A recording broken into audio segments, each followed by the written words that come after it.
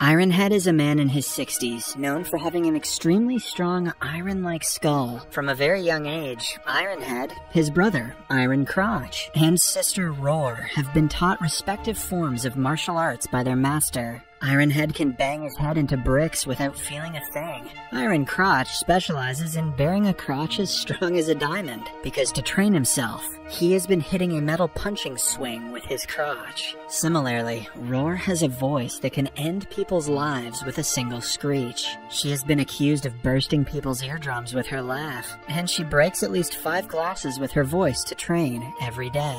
The 3 siblings were praised for their talent when they were young, but as they got older, so did their talents. People lost interest in them, and even though they continued training, they weren't respected for their efforts. Moreover, the Iron siblings remained mostly unemployed throughout their lives, which has now resulted in Ironhead being neck-deep in debt. And as we all know, debt punches harder than a brick. One morning, the debt collectors barge into his apartment and gather all of his belongings to make up for the money he owes them. Their leader also sees Ironhead's old certificates and makes fun of him for choosing a stupid path in life. After they leave, he uses a tiny chair and some leftover tableware to eat whatever he has left. Ironhead pities himself and finally comes to terms with his shit life at the ripe age of 60. Determined to make a change, he sets off looking for a job. The first group he comes across is a gangster's minions distributing money among themselves. The amount of money they make for doing such a simple job shocks Ironhead, and he decides to join the group.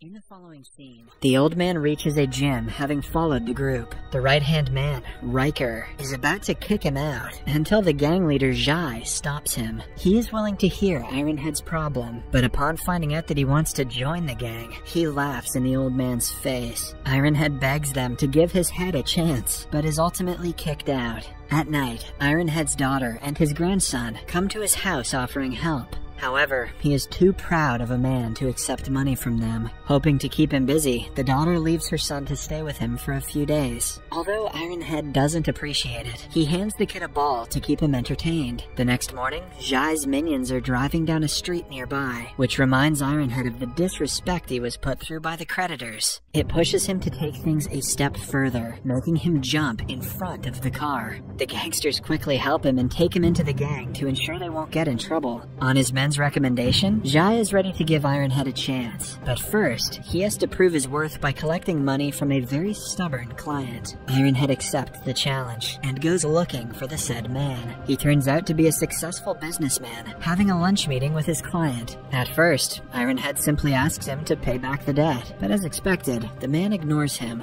For his second attempt, Ironhead crosses a line and spits his food at the businessman. The angry debtor bangs a glass bottle on Ironhead's head, but instead of backing down, Ironhead continues breaking several bottles on himself. The people around look at the businessman as the villain, unlike how they would treat a usual debt collector. As a result, the man feels humiliated and hands Ironhead his credit card. Back in the gangster's base, Jai is impressed by Ironhead's skills. He gives him a 30% commission from the money he collected, and promises to increase the numbers if he continues the good work. Jai's right-hand man, Riker, burns in jealousy because of the special treatment the new guy gets. He desperately tries to change his boss's mind, claiming that Ironhead just got lucky, but the old man is still given a chance. In the following montage, we see him earning a fortune in a single month. He fills his house with expensive furniture, gadgets, and alcohol. He makes sure to hide his profession from Iron Crotch, Roar, and the Master, knowing that they won't support him. What if Iron Crotch gets mad and starts punching himself in the dick?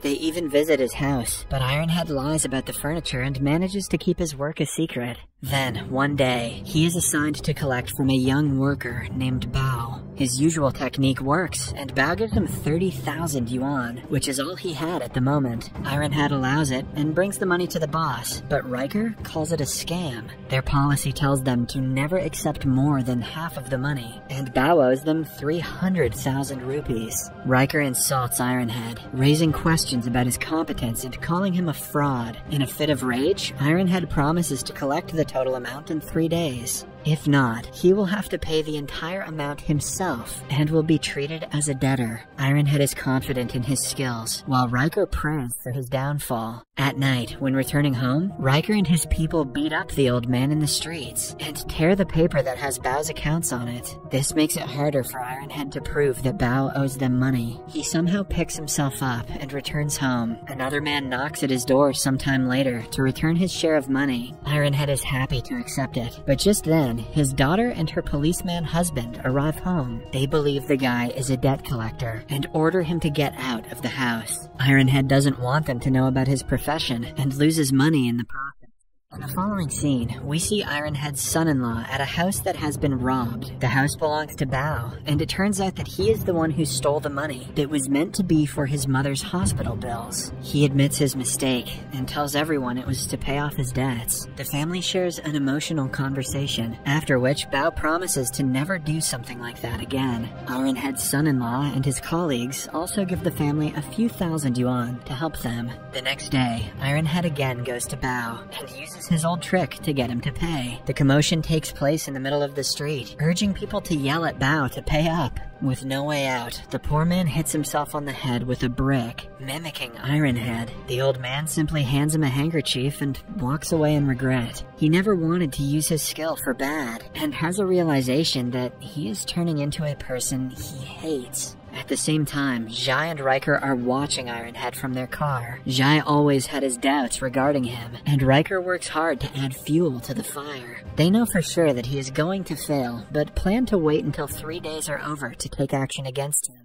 Later that day, Iron Crotch, Roar, and the Master barge into Ironhead's home and find out how he got rich. They are disgusted that he would use his training to do something so foul. Moreover, the company he works for takes advantage of the poor and offers them loans at a disturbingly high interest. Ironhead is embarrassed to the point he wants the ground to swallow him. He hands over the remainder of his money to the Master, promising to never return to work again. But upon seeing the amount of money, the Master and his entire lot change their minds. He declares them a team of 4 debt collectors and joins Ironhead at work, because nothing beats an iron bank account. The Master beats up Iron Crotch with a hammer in front of their clients, making them pay up in a hurry. Using the same trick, they earn thousands in only an hour, but they are yet to convince Bao. He insists that he has no money, but the group wants him to sell the house to pay them, even though he and his family will be homeless after that. When Bao still doesn't pay, Roar starts repeating the words "pay up" outside his home. She does so for the next 2 days without stopping, and eventually, Bao's mother allows him to sell the house. In the next scene, Ironhead and the team go to Zhai with the money. Zhai insults Riker for ever doubting Ironhead and makes him the right-hand man. Ironhead is given power over everyone in the gang, much to Riker's annoyance. For the next month,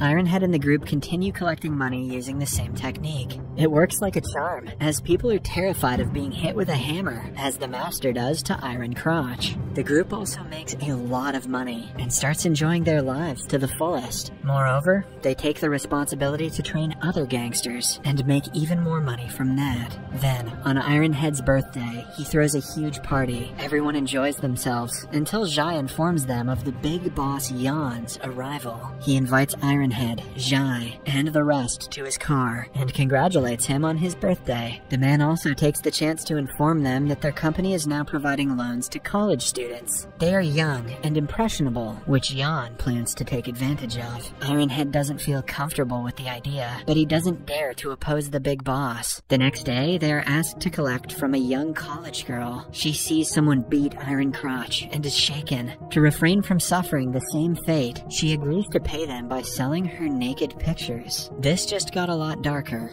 They will call her Iron OnlyFans. Ironhead watches her walk away with the gangsters, and feels guilty to have had a hand in this. Trying to forget about the girl, he decides to spend time with his grandson instead. They go on a cruise trip together and enjoy the next week. In the meantime, the college girl is manipulated into going into a room with Riker. Another less important member of the gang is Ling, who doesn't like the girl being exploited. He tries to retaliate, but is shut down by his bosses. After the trip, Ironhead, his grandson, and the rest of the group are walking down a beach when they come across Bao's mother and daughter living out in the open. The little girl accuses Ironhead of making her family suffer. His grandson and her get into a fight, resulting in the boy swinging a glass bottle at her. Ironhead takes the hit, and his head bleeds for the first time due to the impact. This is the last straw, and he no longer wants to associate with Jan, Jai, or their business. The next time he meets with Jan, he makes his decision clear to him. The gangster is evidently not happy about his best man quitting, but surprisingly enough, he walks away without saying anything. After that, Ironhead meets Ling, who was asked to take care of his grandson. The poor guy was beaten up by Jan's man, who kidnapped the kid. An enraged Ironhead is ready to risk everything for his grandson, but before that, he calls his daughter and asks her to remain safe. Elsewhere, we see Bao's mother receive a credit card and an apology letter from Ironhead. She can finally buy a house and stay off the streets. In the next scene, Ironhead's group barges into Jan's gym with guns. The kid is let free, and the gangsters surrender because of the weapons. But then, Roar accidentally pulls the trigger, revealing that the guns are children's toys. The group is then captured and asked to take a video of college girls. Jan wants to strip them of their principles to prove they are as foul as the rest of the employees. Ironhead refuses to hold the camera and instead holds a gun to his head. Seconds before he is shot, the SWAT team drops from the ceiling, having debunked the money laundering the gang has been involved in. Finally, all the gangsters, including Jan and Jai, are arrested, and the girls are also let free. In the last scene, Ironhead moves out of his home and goes to live with his daughter's family. He, Iron Crotch, Roar, and their master vow to never use their skills hastily again. Subscribe for more videos like this, turn on notifications, and leave a like to help the channel out. Thank you for watching.